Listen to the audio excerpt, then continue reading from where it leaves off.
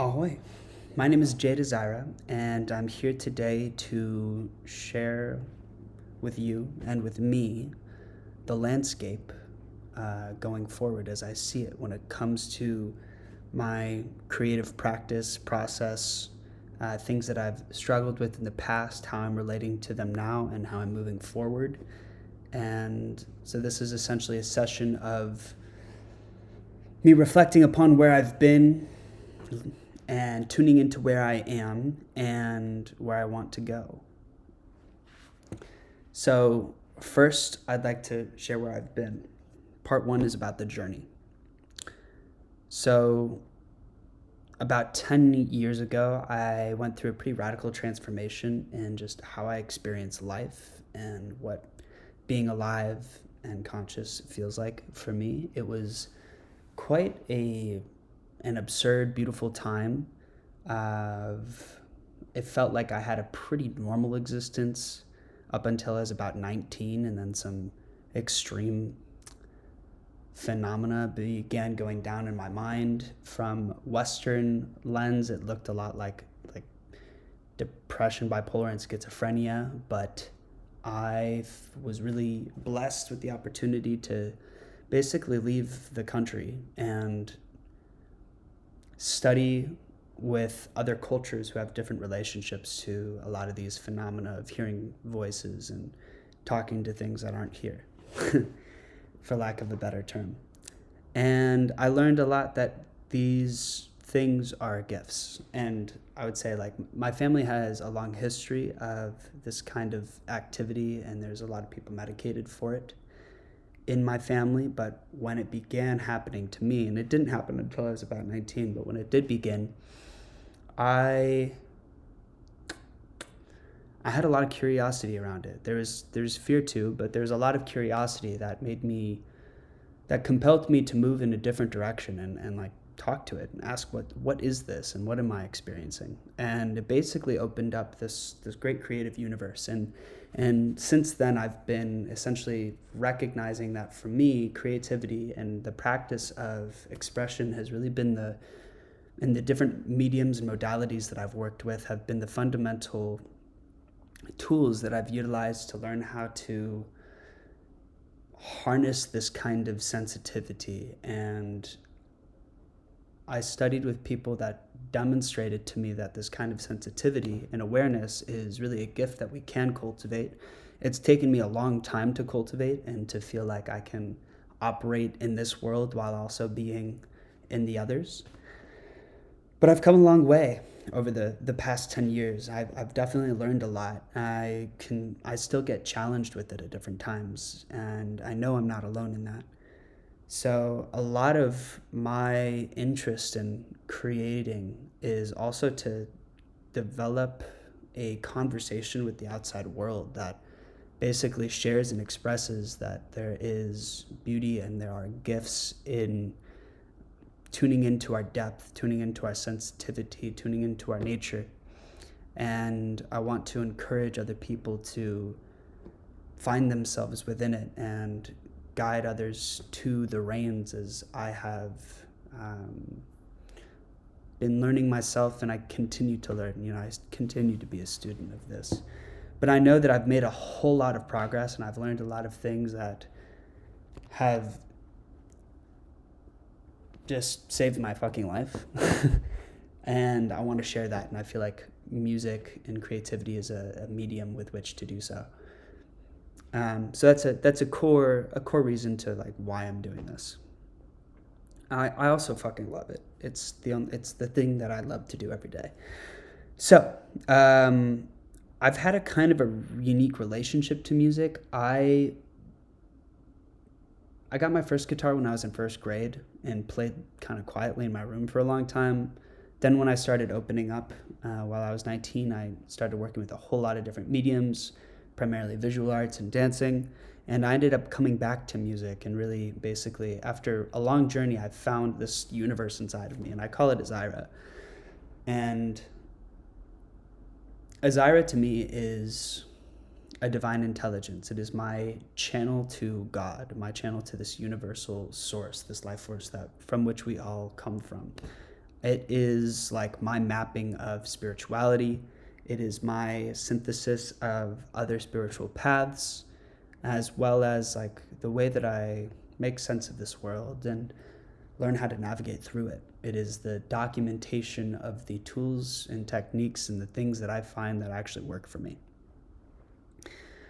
Azira has a very vast mythology. Kind of think of Star Wars or Lord of the Rings. It has like a very deep, connected stream of stories and characters that essentially center around phenomena in the multiverse known as the anomaly, which travelers from different dimensions come to interact with, go through a period of going insane, going crazy, and then discovering how to harness the magic within the madness. And to me, this is very clearly a metaphor for my life and my journey of going into a place that was very obscene inside of myself and discovering that this place is really a gift. Even though it's been demonized, I think, in a great sense by culture at large, it is the unhinged creative psyche and the creative self, the creative force of the universe, of nature. And it can be a pretty wild thing to interact with and directly interface with. And I feel like when I first started interacting with it, I didn't have the knowledge of really like how to do it in a way where I didn't go nuts out. So, Azira is really the transmission of the magic that lives in the heart of that madness. I see Azira as a digital temple. And my interest and my goal and the purpose of this conversation is to talk about how I am planning on building this digital temple in this world and sharing it in a way that others can relate to it. I've tried this many ways in the past, and I've failed in basically all of them. So I am also just orienting to I want to try this again and hopefully do better than I've done before.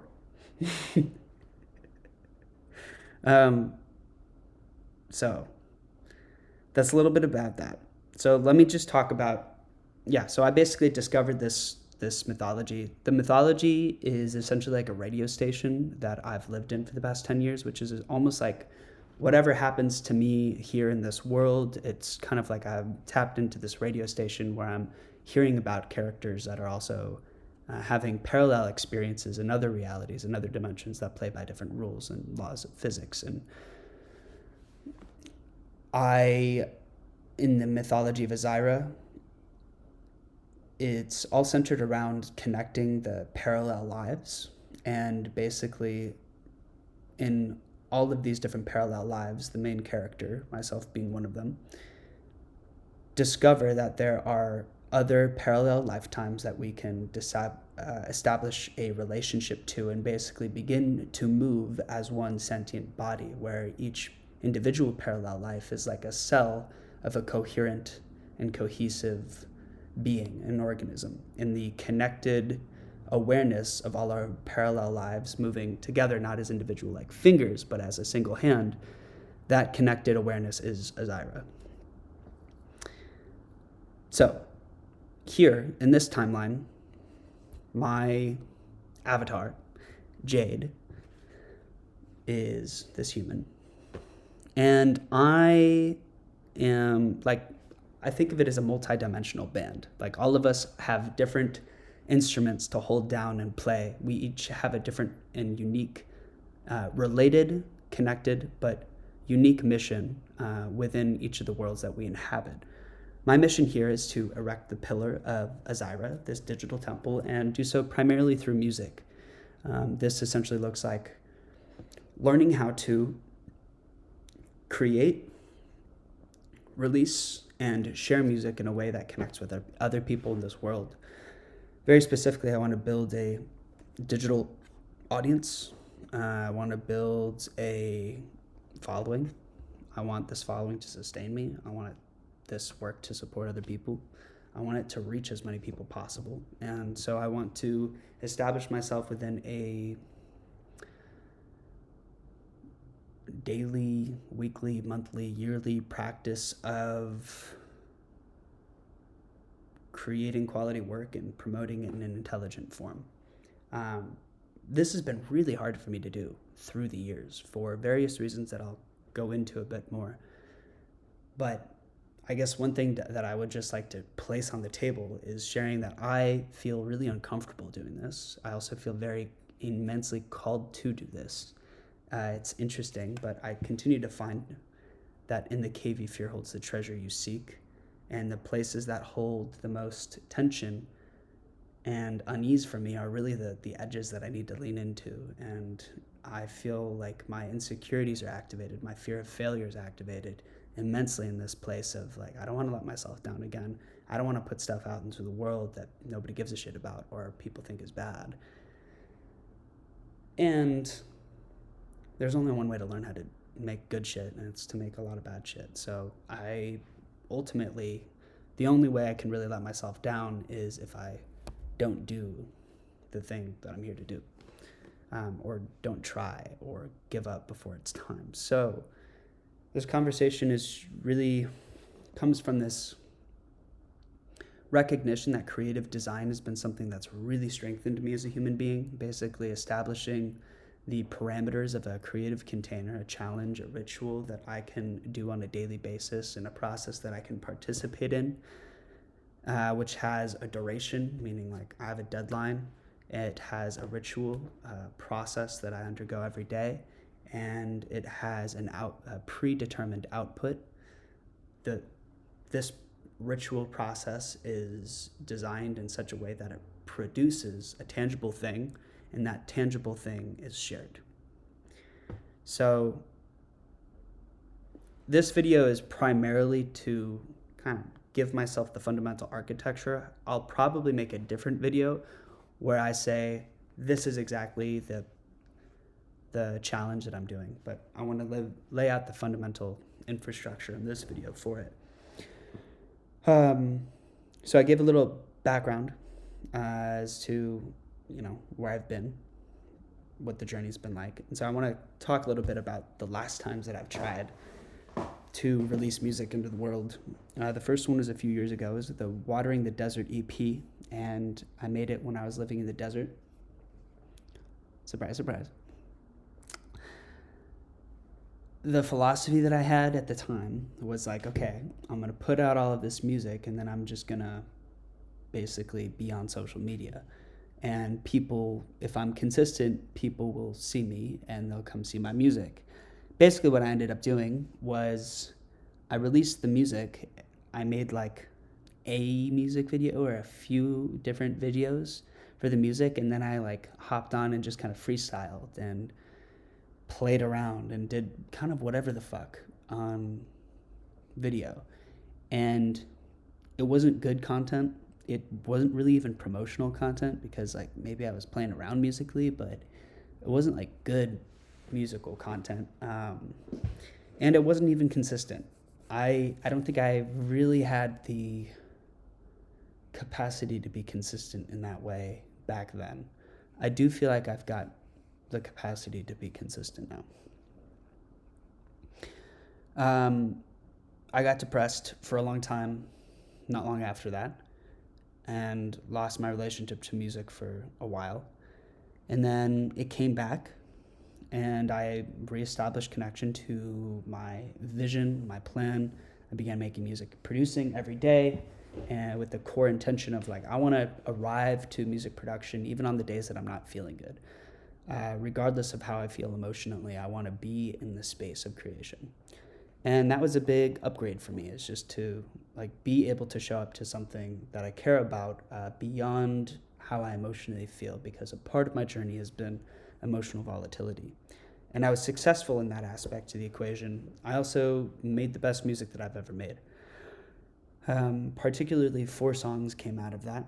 My intention was then to release and promote and share in an intelligent way.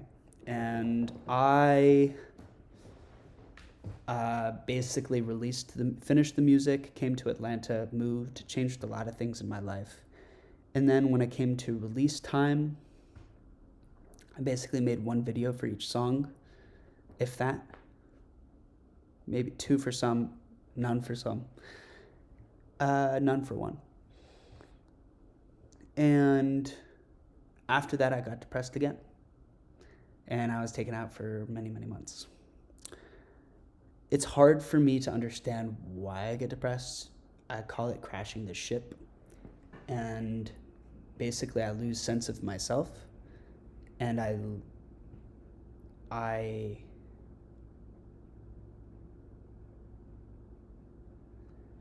feel like hell for months. It's hard for me to relate to all of this because I don't necessarily know where it comes from. I don't know how to avoid it. And I don't necessarily also, like, but I have learned a lot about it. And this is kind of what I'll say, or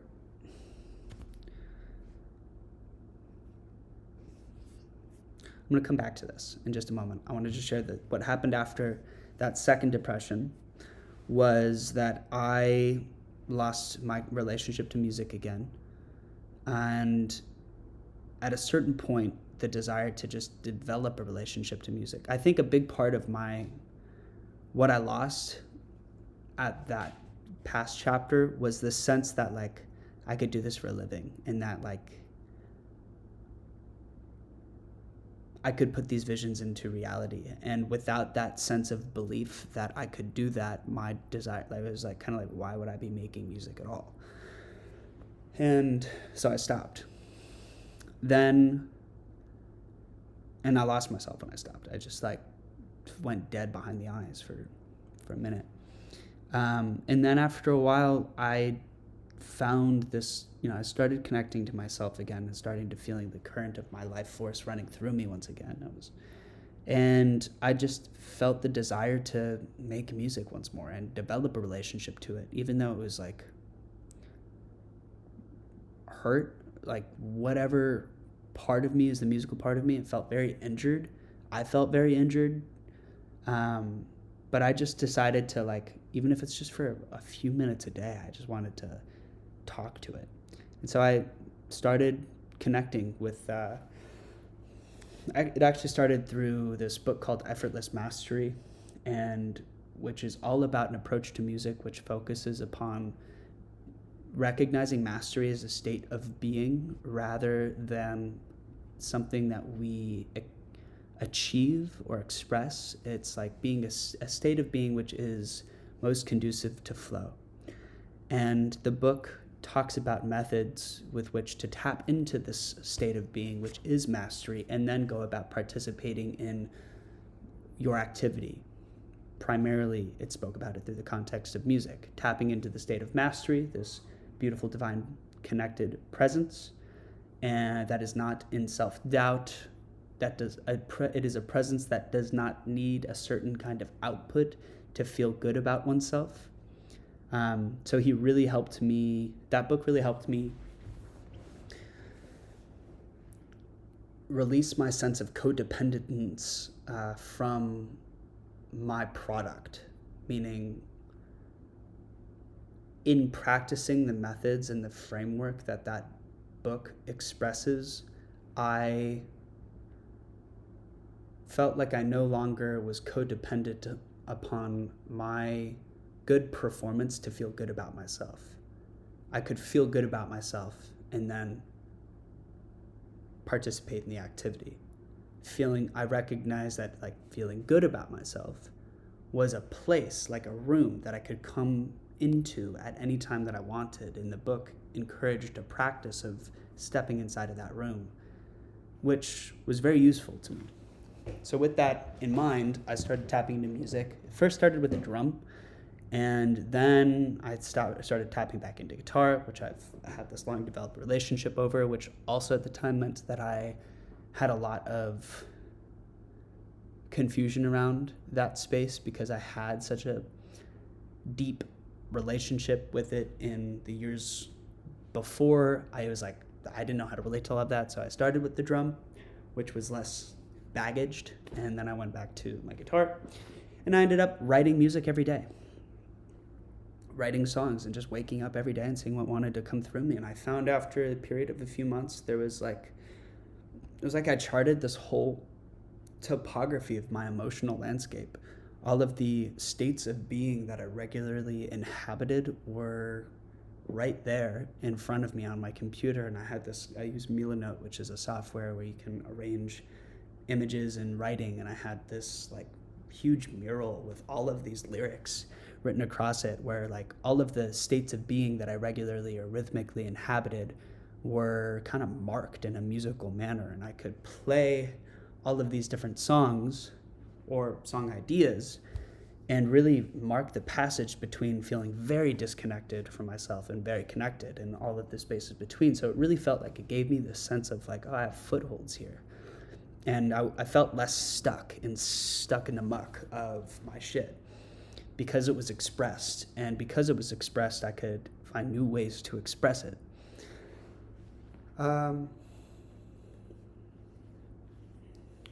A cool example of this is the song Devils in Disguise. I was in a relationship that fell apart, and I had a lot of resentment for how it did.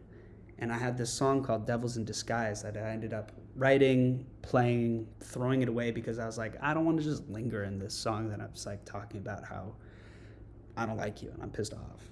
And then I was playing music for my dad one day, and I got to the end of all the songs that I knew, and he was like, you got anything else? And I was like, well, I got this stuff that I've thrown away. And so I pulled it out, played it for him, and Devils in Disguise was one of those songs, and he's like, oh, I really like that one. And he was really inspired by it. So I was just like, maybe there's something here. A few days later, I hopped back into it, and I wrote this whole bridge that was like a super animated rap. And in the rap, I actually felt like before writing the rap, I had resentment for this person, my ex. After writing the rap, I no longer had that resentment. And it was such a tangible experience of like, wow, I'm okay now. Like this place that I was not okay inside, I'm okay now. And I got there through writing the music and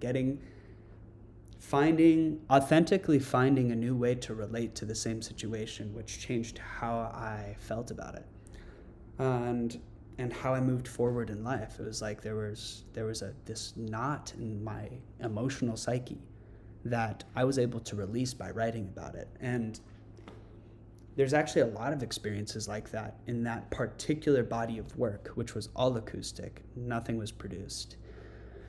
I wasn't producing at all during this basically a 1.5 year period plus that I was focusing in this way. I also didn't have any sense of a vision for where I wanted to go in life and what I wanted to do and what music was to mean to me. It just was clear to me that I needed to make music, and it was a good thing in my life and like the important thing to focus on.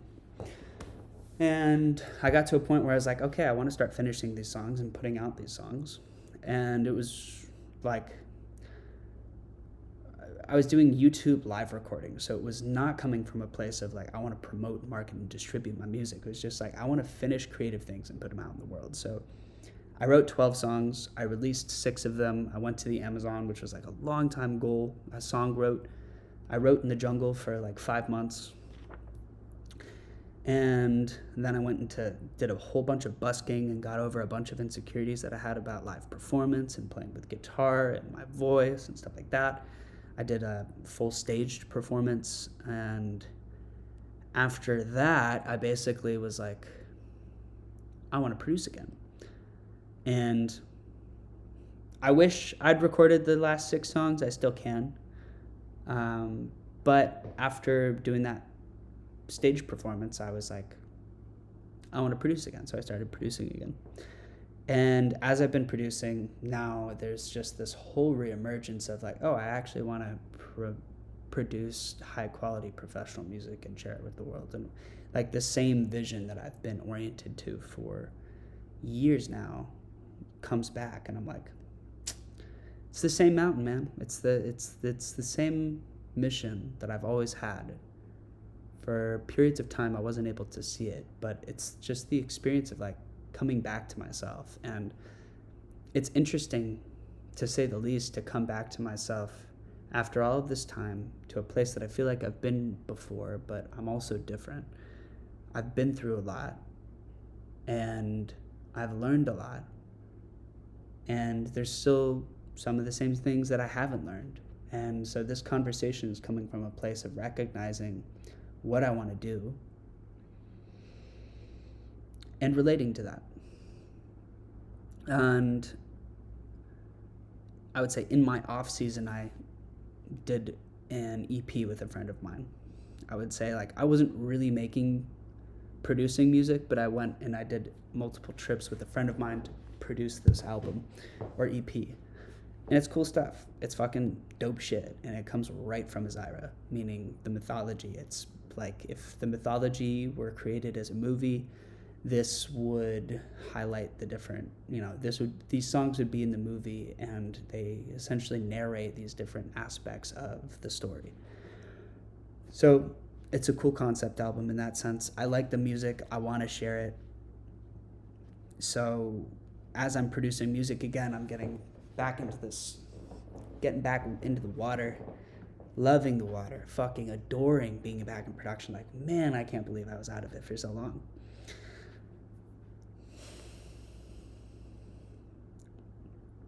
Also, during the acoustic era, I met a friend, and I took my guitar to the park one day to play, and I heard somebody else playing, and I was like, I don't even want to play. I want to just listen to whoever the fuck this is. And ended up becoming great friends with this human being who's the first human that I've met who's successfully releasing music into the world and building an audience and doing all the things. And he's basically sharing with me, like, okay, this is how you do it. And he's doing it in a way where it's working. So I'm like, okay, I want to do this.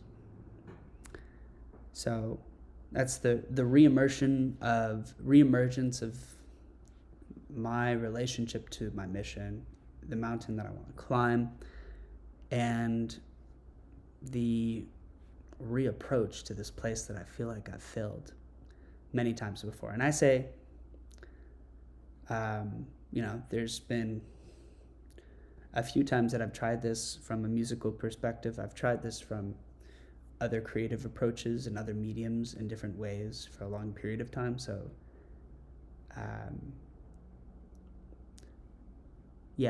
failure is present in me as like something that I'm like, okay, let's try it again. Like, it hasn't just been 2 times. Feels like so many throughout the years. All that said, we reapproach the mountain. So now I am in the phase of orienting myself towards like, okay, how am I going to do this differently? And what have I done before? What didn't work? What did work? Kind of went through that. I would say one thing that I haven't mentioned about what didn't work on the last cycle of me really trying to promote music was that I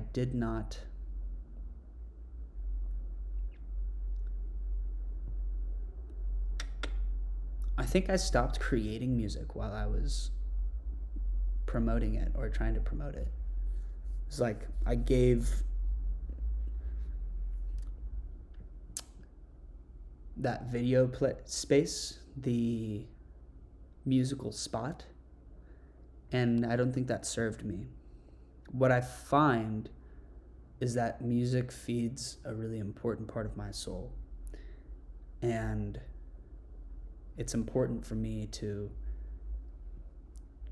continue residing there and studying there and training there and inhabiting that space. And I feel like that chapter with the acoustic phase, which I call the Asaya chapter. And Asaya to me is essentially the state of being where Asaya is like a character in the Azyra's mythology who wakes up every day and arrives to the space to create, opens to the divine transmission, the sound that the universe wants to pour through, and he is an empty vessel. He is a channel for that sound to connect with the world and nourish the world. And in his world, he is the pharaoh of this kingdom inside the heart of Anomaly. Anyhow, One thing that I really found in the Isaiah chapter is just like the very tangible presence of healing that exists within my own. I say healing, but really it's just like general maintenance of circulating blood through my system that I do with music and movement, like physical movement.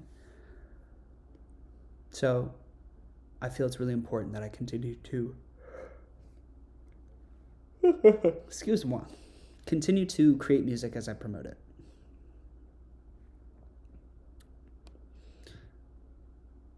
So what am I doing next? What does this path look like? My current sense of it, I have 5 songs that I want to release. I think I'm going to do it monthly. My first interest is to listen to the songs, basically, and write down, what do I see? If I had an unlimited budget, what would I create? What do these songs communicate? Tap into their essence, tap into the underlying narrative in a fresh way. 2, assemble a mood board. Visually, what do these songs look like? What does this campaign look like? I want to approach this whole campaign or this whole EP as a single project, collected body of work. So what do all these pieces look like together? What is their visual mood board? Then I want to curate a collection of videos that I like and would like to replicate, meaning I don't necessarily have an unlimited budget or a full studio behind me. So what videos, when I look on social media, what videos do I really connect with? What videos do I feel like, okay, I could do something in that vein? That would be cool. There are a few different artists that I really like. Finnegan Tui is one of them. There's a lot of AI videos that I fuck with and I think would be really cool for this project. And then there's performers that I really like. And I'm like, damn, I want to feel that. I want to embody that kind of presence. So curate a collection of videos that I like and would like to replicate for this campaign. Then I want to pick my targets, basically lay them up. These are the videos that I want to make. Create a shot list for the videos. 6 is schedule out when I'll shoot. Give myself a deadline to complete shooting. 7, shoot. 8, edit and throw all the finals into a folder. So this phase of development, DevOps, is complete when I have 20 videos in a folder, high quality.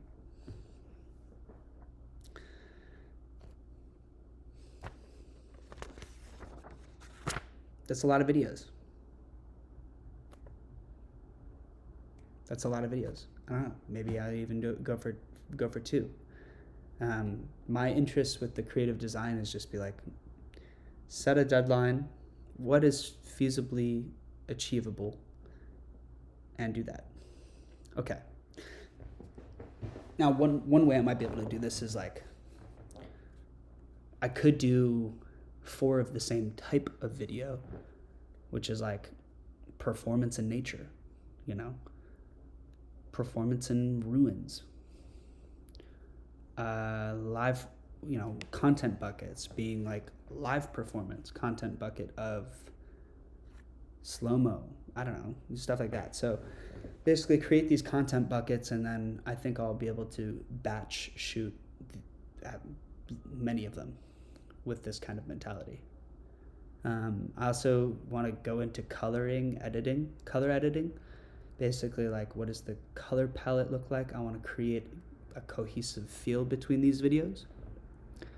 And then phase 2 is launch. So I'll be scheduling the full moon releases, 1. 2 is creating a content calendar for the high quality videos. That's like, okay, when am I dropping which video? 3 is then also that I'll be running ads. Like, I want to budget a certain allotment of money dollars for promotion and experiment with running ads on these videos. And another reason why I'm choosing 4 videos is basically like the way that ads work. you want to have multiple videos to basically determine which ad is going to get you the best results. And the third aspect is like, when it comes to the actual, now I know when the songs are coming out, I know when the high quality videos are coming out. I want to give myself a space to be like, is there anything else that I'd like to share here? Is there anything else that feels pertinent to this media? And this could be things that like require less effort. Could be just conversational, where I'm just talking to the camera in a similar manner as I am now, and sharing about the journey, sharing about the process, sharing about Azyra. That's also another thing that I want to do at some point and in some way that I don't really know now and might be outside of the scope of this current conversation, but it's like, I would like to share the mythology of Azyra more than I am. Maybe that's a whole other conversation. And then lastly, drop that shit. After that, reflect, collect a new batch of songs, deep breath, repeat. So, my goal is to get a million streams on a song. 1 million streams. My goal is to get 1 million streams on a song. Doesn't need to be this campaign now, but what I really want to do is be consistent over this for the years to come.